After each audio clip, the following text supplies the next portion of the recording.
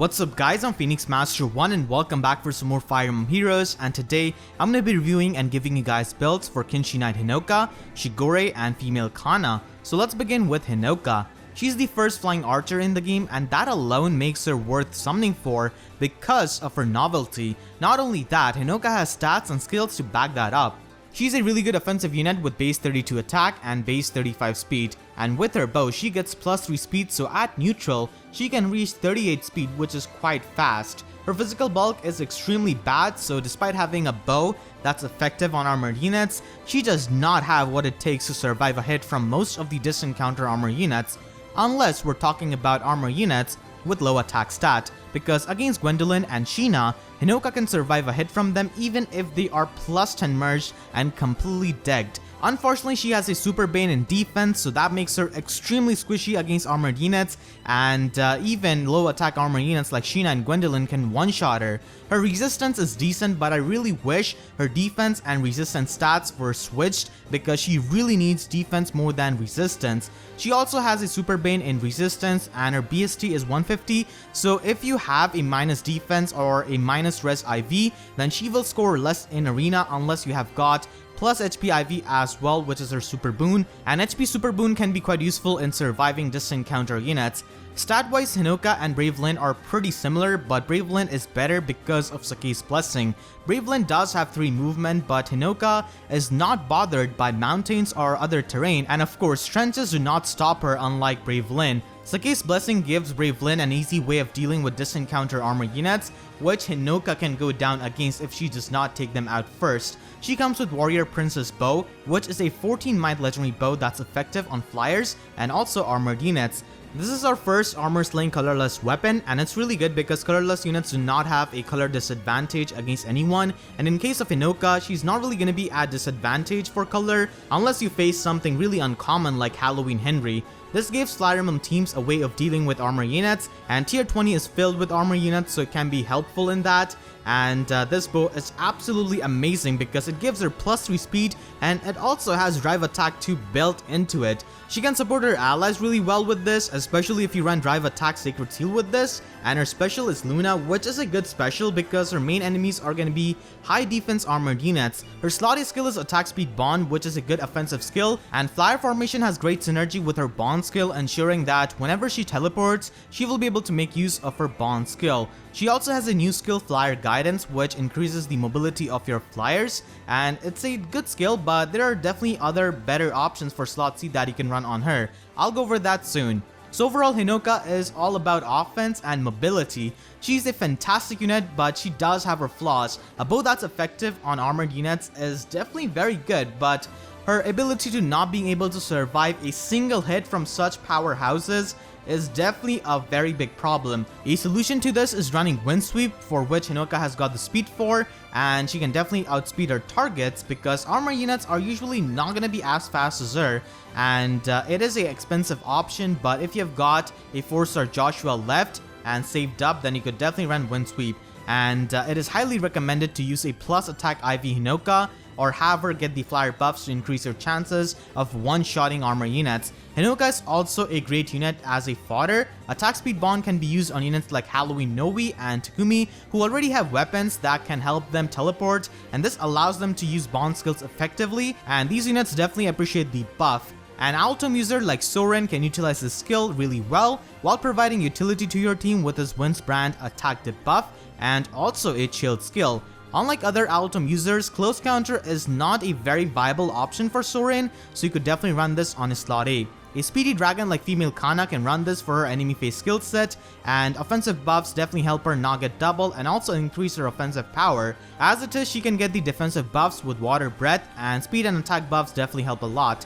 Healers can also inherit bond skills, and this is their best offensive skill, but the problem is that it needs positioning. A unit like Elise with Horse Emblem buffs and attack speed bond can do really well offensively, but the problem is positioning, so that's the main thing with healers. Ines has got an Altum weapon, and by nature he's offensive, so he makes for a good candidate for running this skill, and these are not the only units who can run it. In general, it's a pretty good skill on enemy face offensive units or units who have got teleportation skills. Flyer formation is another skill you could fodder her off for, and a lot of flyers can use it effectively, but a special mention goes to flying singer Azura, who can use the skill to teleport to flying teammates easily without bothering with the threshold condition for Wings of Mercy. Now let's take a look at some of the builds for Hinoka, but before that I'll go over some of the slotsy options you can run on her.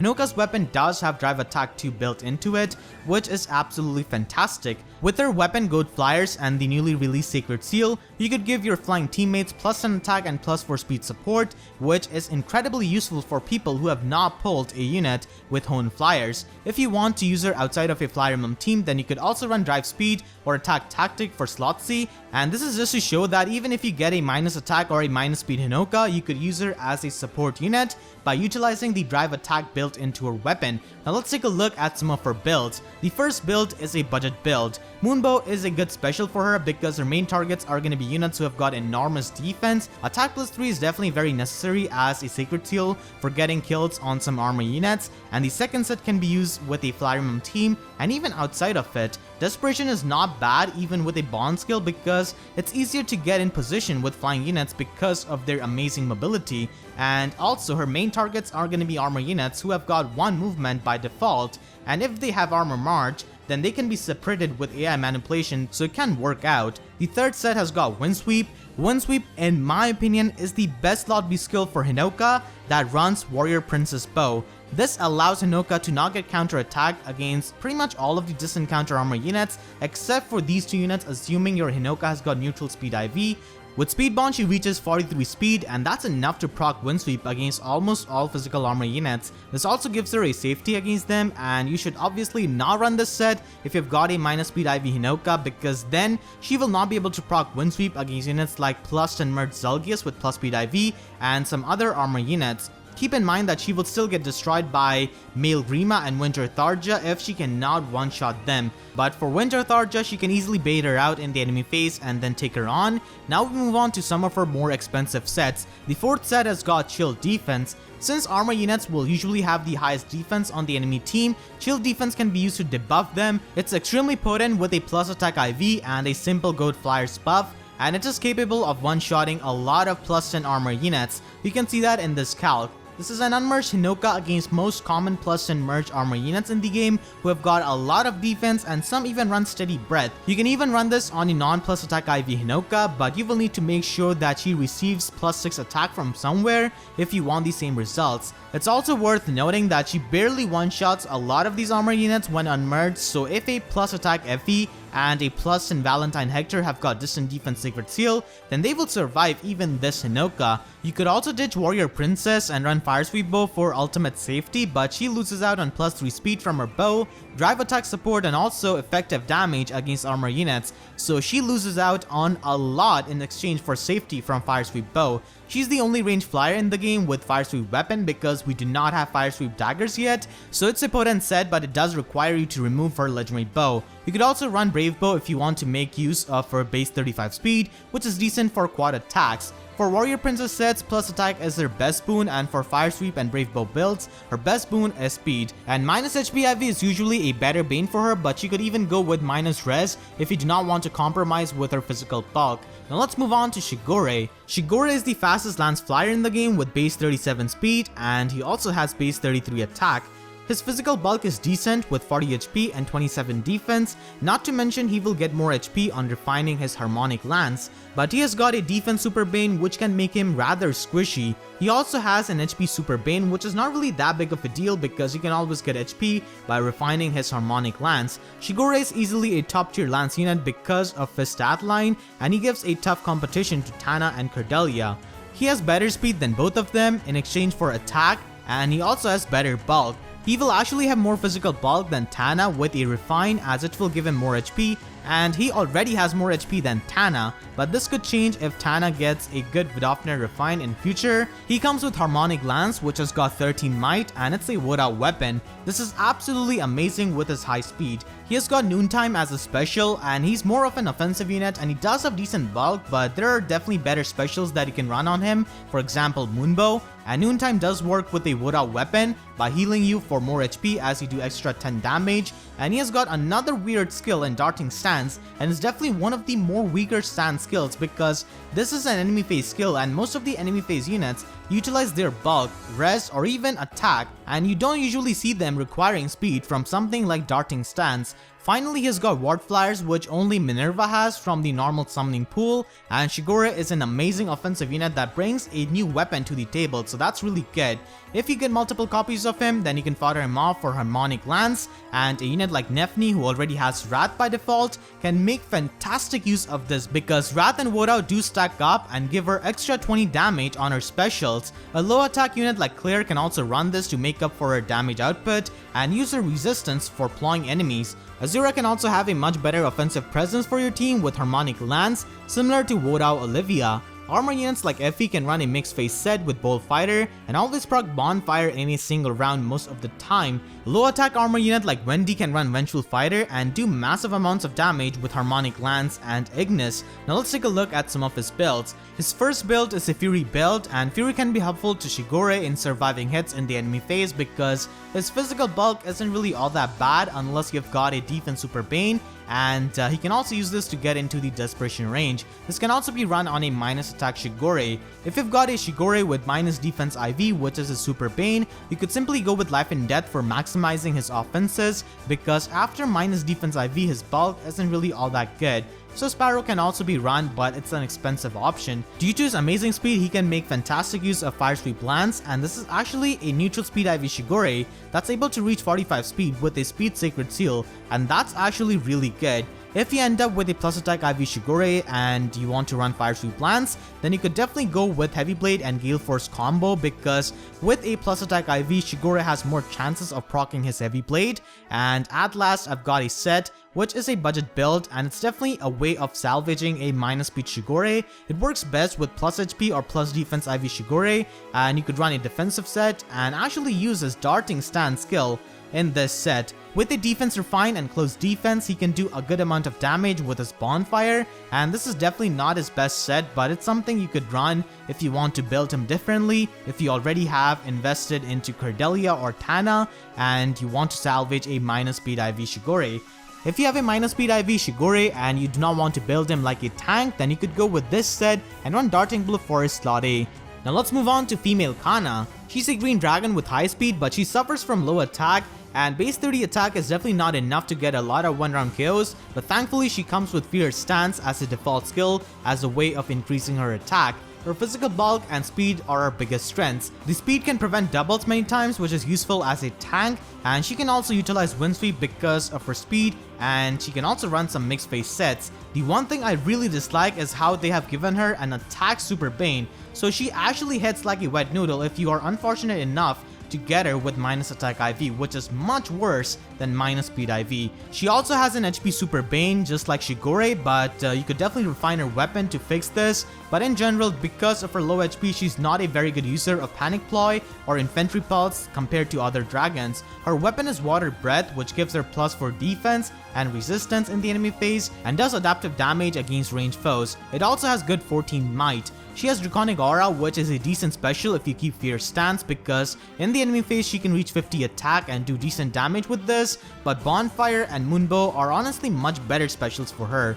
And Fierce Stance is extremely helpful in increasing her damage output, and it's good that she's got this by default because you could use this as a budget option if you do not have access to Steady or Warding Breath, and this is definitely something which a lot of people have problem with because when building dragons, if you do not have access to premium options, then Fury and Triangle Adept are left as the only viable options for slot A of your dragon. So it's a good thing that Kana has got Fierce Stance. She has got Goat Dragons, which is not really as useful as War Dragons because most dragons are built for enemy phase, but this could function well with something like a Speedy Dragon build because from time to time people do like to refine Lightning Breath on Faye and Novi for speed, and her default kit is definitely geared more towards enemy phase, but with investment, you could definitely build her as a mixed phase unit. Overall, I think that she's definitely one of the more weak green dragons in the face of Grima and Myrrh, but she definitely has versatility with her builds. If she drops to 4-star rarity, then she can definitely give Faye a tough competition as she will have access to easy merges and IVs, and if she stays locked as a 5-star unit, then most people are just going to be sticking with Faye as their merge project because Faye can appear at 3-star rarity now, and Veils have got no reason to not wail for a better green dragon like Myrrh or Grima, both of which score better in arena and are much stronger than Kana. So if she gets demoted or not will definitely decide her fate in the long run in my opinion. Now let's take a look at some of her builds. The first set is a budget build, and Moonbow is a good special for her because she can actually proc this in a single round and use this to get more one round KOs because her attack is not very stellar. If you have a minus attack Kana, you could run Bonfire to make up for her attack, but keep in mind that she will not be able to proc that in a single round a lot of the times. Speed Refine can help you prevent doubles, and it's the Refine you should go for if you do not have a minus speed IV Kana. If you've got a minus speed IV Kana, then you should go with the second set and Refiner Breath for defense. You could also run Bonfire instead of Moonbow because now she will get doubled more because of minus speed IV, and that could help her get more charges and proc Bonfire in a single round a lot of the times. So in short, if you get a minus attack or minus speed Kana, then you have to go with an enemy phase build pretty much. The third set is a mixed phase set, so Kana gets +4 defense and +4 res in the enemy phase with Water Breath, and she gets +4 attack and +4 speed in the player phase with Swift Sparrow, and Quick Repose helps you double in the enemy phase. And once again, you have to go with Moonbow for more one round KOs, and if you do not have Swift Sparrow, you could run Darting Blow instead, but she will not be able to hit all that hard with that. With the fourth set, she can use Wind Sweep to debuff enemies safely with attack and speed smoke, and when they attack her in the enemy phase, she can use the Water Breath's defensive buffs. Plus Speed IV Kana is definitely recommended for this. Now we move on to some expensive builds. You could run Distant Counter on her, but the biggest problem with this is that her damage output suffers by quite a lot. She cannot run Fierce Stance or a Breath skill while she has got Distant Counter, but it does help her get rid of a lot of the ranged threats. She could also run Steady Breath and make up for her low damage output with Ignis and proc this in a single round in the enemy phase, and at last you could run Lightning Breath with Ether and a Breath skill. Warding Breath helps patch her lower bulk in res, and depending on what you want, you can make her a mixed tank like the 7th set or a speedy dragon. So she definitely has a lot of options with her builds, and a lot of it does depend on her IVs and availability of your fodders, of course. So that is going to be it for this review. I hope you guys enjoyed. If you did, then please be sure to leave a like, and if you haven't already, then make sure to subscribe for more Fire Emblem Heroes content. And with that being said, I'll see you guys next time. Thank you so much for watching, and have a great day. You are the ocean's gray waves, destined to seek life beyond the shore, just out of reach. Yet the waters ever change, flowing